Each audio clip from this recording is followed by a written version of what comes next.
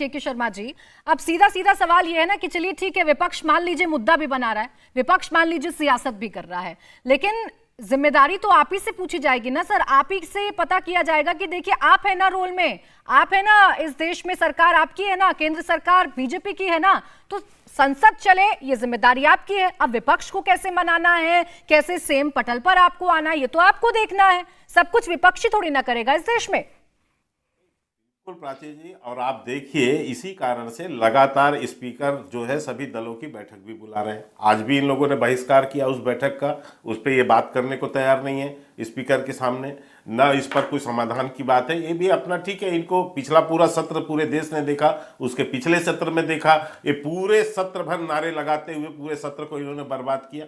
अभी लेकिन दो मेरे मित्र और जो हैं पार्टियों के, वो कह रहे थे अडानी पर चर्चा के लिए डर क्यों रहे। मुझे आश्चर्य होता है, अरे कुछ देख पढ़ लेना चाहिए, जान लेना चाहिए, इसके बाद बोले तो अच्छा लगता है। आपको पता है कि राष्ट्रपति अभिभाषण के दौरान पे जो 12-18 घंटे बहस हुई, विपक्ष केवल अडानी पर ही बोला और किसी पे नहीं बोला।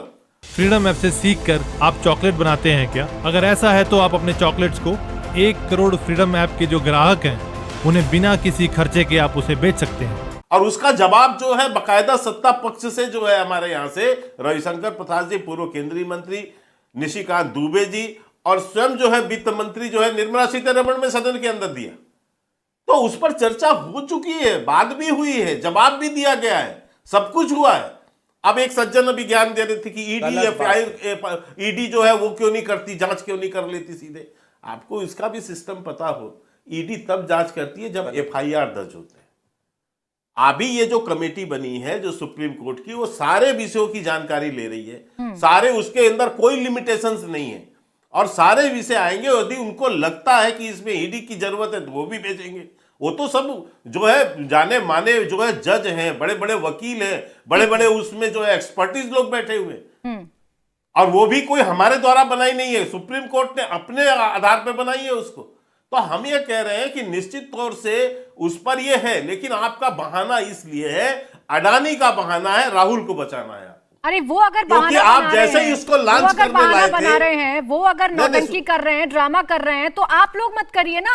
आप लोग आकर समझदारी दिखा दीजिए और चलने दीजिए सदन को। आप सदन के बाहर करते रहिए हंगामा। प्राची जी, इस देश के लोकतंत्र से बड़ा कुछ नहीं है। आप लोगों ने भी ट्रेंड बना लिया है के शर्मा जी, आपका अगर कोई विरोध कर दे तो आप चढ़ जाते हैं अनशन पानी लेकर उस पर। ये हमारा, एक मिनट सुनिए मुझे प्राची जी, ये हमारा विरोध नहीं है।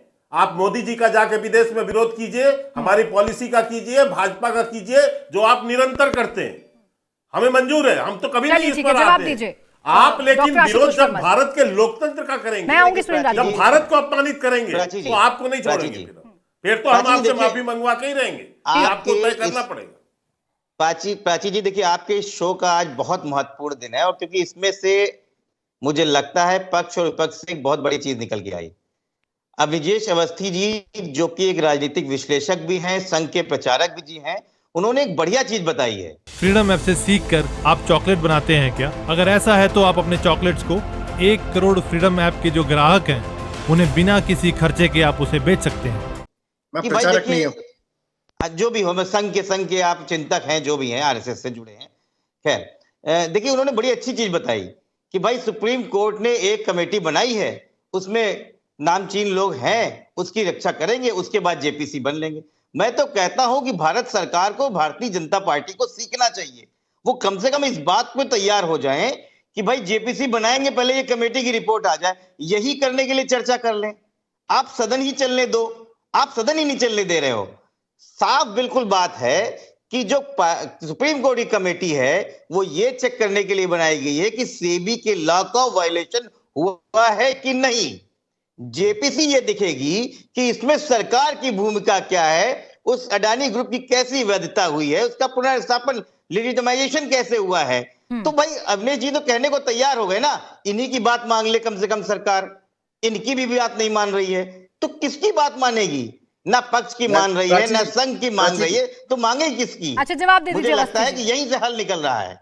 इंडिया टीवी हर वक्त हर जगह डाउनलोड करने के लिए सर्च करें India TV news Google play store या ऐप स्टोर पर।